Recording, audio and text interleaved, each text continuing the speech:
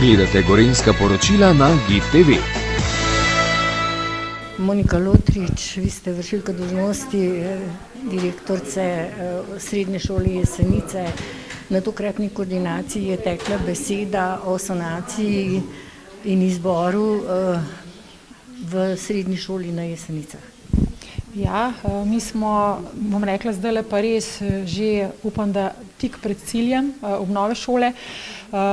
Prejšnji teden smo podpisali odločitev o izboru gradbenega inženiringa, ki bo vodil ta projekt in bo tudi pripravil razpis za izvajalca, ki naj bi bil objavljen na začetku januarja 2025.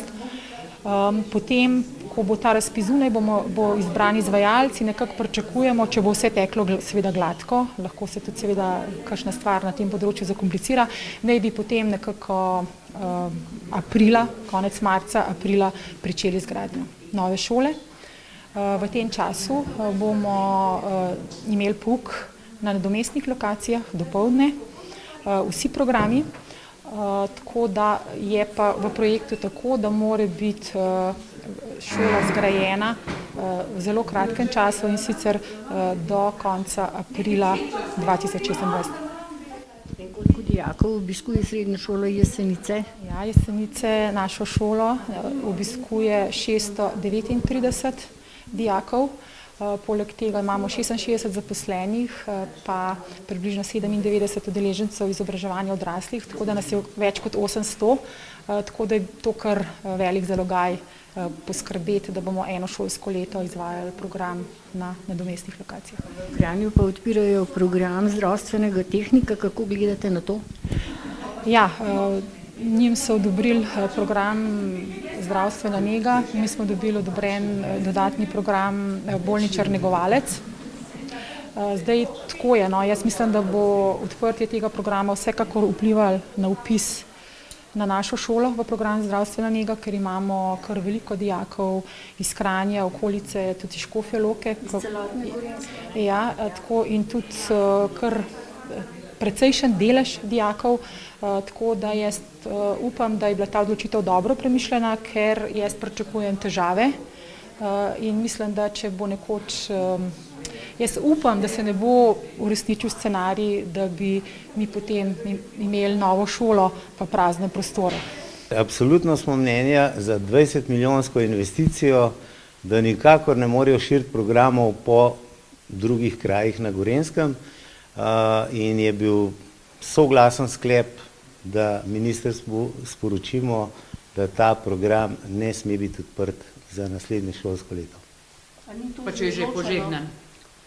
Ja, zmeram se da, bom rekel, narediti, da ni požegnan. Zakaj pa ne? Obnovo Srednje šole na Jesenicah in sicer strani ministrstva je bila generalna direktorica direktorata za srednje in višje šolstvo in seveda je bila prenova in sam potek predstavljen tudi strani ravnateljice, tako da jaz moram reči, da smo zadovoljni, ker se bo dejansko pouk lahko odvijal v dopoldanskem času, v nadomestnih prostorih in tudi strani ministrstva je bilo zagotovljeno, da se bodo potrudili, da bo pač projekt izveden v časovnici, kot je predvidena.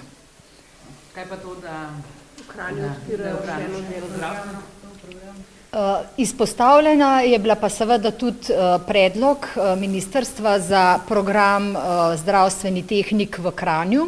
Tukaj pa moram reči, da smo se vsi župani iz Zgornje Gorenjske strinjali, da glede na to, da se bo šola obnovila in da bo investicija stala več kot 20 milijonov evrov, da se nam zdi prav, da se ta program ohrani tukaj na Jesenicah, glede na to, da je od zadaj tudi praksa, ki se izvaja lahko v splošni bolnici Jesenice. Kranj nima take prakse, tam je dejansko samo zdravstveni dom, pa mogoče ginek in se nam zdi res, da to ne bi bilo prav. Sama izvedba tega programa zahteva precej strokovno opremljene učilnice, kar jih nova šola bo imela in se nam zdi prav, da to ostane na Jesenicah. Dolgotrajna oskrba, kakšen izziv bo to za občine? Ja, naslednja točka je bila pa dolgotrajna oskrba. Ta prinaša tudi nekaj obveznosti občinam. Tukaj smo se pomenili, moram reči, da je bilo zastavljeno državnemu sekretarju, ki je zadolžen za to področje dolgotrajne oskrbe, dr. Luko Omladiču, kar precej vprašanj. Na vsa vprašanja nam žal niso uspeli dati odgovorov. Obljubljeno je, da se bodo zadeve seveda pogledale in se nam pojasnilo. Nam na srečo dolgotrajno oskrbo zagotavljajo javni zavodi, občini Kranjska Gora, konkretno Dom za starejše občane na Jesenicah. Hvala, vidite, kakšnih težav. Mi zaenkrat, moram reči, da za občine bo to pomenilo neko finančno obremenitev, to je sicer izvedena naloga občine, kar pomeni, da bi nam mogla tudi država za to zagotoviti sredstva. Moram pa reči, da tako, kot sem omenila, da smo veseli, da nam to dolgotrajno oskrbo želi izvajati javni zavod, da imamo tukaj res kar rešeno problematiko. Večji problem bodo pa občine, ki tega morda, čeprav jim je to naloženo in obvezno, ne bodo mogle zagotoviti. Je kakšna od naših občin tu? Na Zgornjem Gorenjskem meni. Torej, zelo smo bili veseli, da so nas povabili na svoje srečanje zgornje gorenjski župani. Vemo, da v sredini prihodnjega leta se začne izvajati dolgotrajna oskrba na domu, ki bo zagotovila, da bo več ljudi deležnih starejših oskrbe doma, in tukaj je seveda velika vloga občin. Občine so tiste, ki bodo na nek način skrbniki mreže te oskrbe. Pojavlja se veliko vprašanj, na katere pa želimo z ministrstva odgovarjati in sodelovati skupaj z župani, da bo ta resnično težka naloga, ki nas čaka prihodnje leto in tudi še v letih kasneje, čim bolje izpeljana, tako da bomo dejansko dobili čim prej, čim več uporabnikov dolgotrajne oskrbe na domu. Kje je bilo največ vprašanj oziroma? Ja, gotovo je največ vprašanj glede financiranja, na kakšen način bo dolgotrajna oskrba na domu financirana.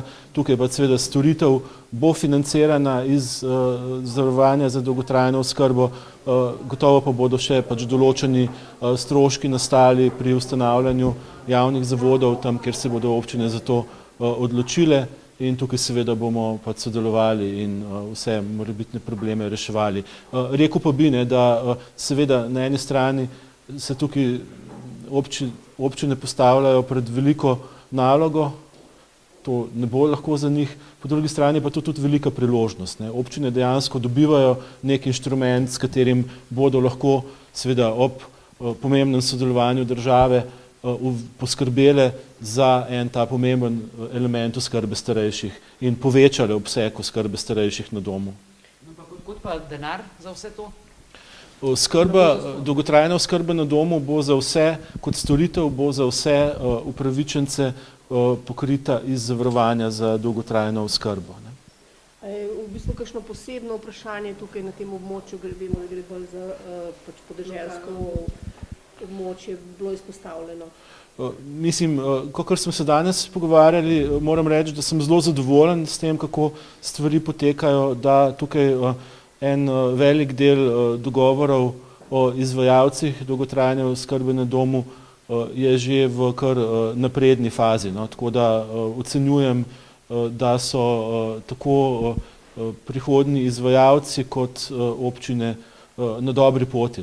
Se pravi Zgornje Gorenjske. Zgornje Gorenjske, ja. Vsi oskrbovalci, tako kot kadar v domovih za starejše, bodo javni uslužbenci, so del sistema javnih uslužbencev in bodo ustrezno temu plačani. So pa tukaj različni kadri, od strežnic pa seveda tudi potem do srednjih medicinskih sester, diplomiranih medicinskih sester, fizioterapevtov in ves kader tudi v dolgotrajni oskrbi na domu je del javnega sektorja in je plačan v skladu s temi tarifnimi razredi, plačnimi razredi. Kakšen občutek ste dobili po reakcijah županov zdaj v današnjem pogovoru za to območje? Mislim, da župani so zelo dobri skrbniki svojega okolja, vedo, da so tudi njihovi resursi, njihovi proračuni omejeni, zato je za njih zelo pomembno, da bo država tukaj upravila svoj del naloge, da bo zagotavljala, to pomeni, ustrezno ceno za storitev. ki jo na nek način pač bo jamčila, ne, v prihodnjih letih. So pa dogovori. Kadri, ne? Kadri seveda so tisto večno vprašanje. Kadrov je, bodimo pač odkriti, za vse potrebe, ki jih imamo v dolgotrajni oskrbi, premalo, istočasno pa pač to ni razlog, da zdaj dvignemo roke in rečemo, ne potrebujemo pač reforme dolgotrajne oskrbe. Potrebujemo jo in naslavljati jo moramo tako z ukrepi, ki bodo kadre pač privabili, z boljšimi delovnimi pogoji, z plačami, kolikor je mogoče višjimi plačami in bi rekel, so pa to tudi neki cikli. Trenutno smo v določenem ciklu, kjer je veliko pomanjkanje na splošno zaposlitev v javnem sektorju. Ne smemo pa se ravnati samo po tem, ampak moramo pravzaprav zadeve gledati dolgoročno. Poleg izvajanja pomoči na domu socialnega servisa v lokalni mreži, tako da danes smo na posvetu Federacije gorenjskih županov pa s prisotnostjo predstavnikov ministrstva smo odprli še nekaj dodatnih vprašanj, predvsem vezano na financiranje same storitve, tako da v tem času do naslednjega leta, ko bo treba priglasiti, prijaviti, dati dejavnosti v domovih za starejše, bomo naslovili še ta odprta vprašanja. Kje so vprašanja, kaj je težava? Težave so kadrovske, tukaj smo po domovih starejših, vsi soočeni s kadrovskimi težavami, na drugi strani pa seveda financiranje. Financiranje same storitve, zdaj tudi pade delež na breme občin, občinskih proračunov, tudi to, ko bo ta samo prispevek, ki ga bo država pobirala za ta namen, tako da tukaj treba pač imeti jasno informacijo, koliko bo bremena dejansko občina na samih uporabnikih domovih. Če bomo pač izvajali to storitev, moramo pa vedeti, kakšne bomo finančne osnove za izvajanje storitev, ker pač to je javna služba, ne bi že javna služba izvajanja oskrbo institucionalne, pomoč na domu, tako da tudi pač tisti domovi, ki se bodo odločili za izvajanje te storitve, moramo imeti pač te finančne pojme v štartu popolnoma jasne. Stališče občine Jesenice. Najprej do gradnje, pa potem do selitve v Kranj. Občina Jesenice podpira gradnjo, končno se stari žic, kot ga radi poimenujemo, bo renoviral, tako da sem vesel za sredstva, ki bodo investirana 20 milijonov. Tukaj je občina tudi pristopila pri pomoči za gradbeno dovoljenje, uredili smo neurejena zemljiška vprašanja, tako da tudi proaktivno iščemo prostore. Ta se bo lahko pouk v času gradnje tudi izvajal po ostalih lokacijah, tako da bo šolski proces tekel nemoteno, tako da sem z tega stališča oziroma gledišča vesel, da lahko končno po izbiri izvajalca tudi pričnemo z tako težko pričakovano investicijo na Jesenicah. Najemnine so bile problem, še nekaj časa. Tako je, najemnine so bile problem.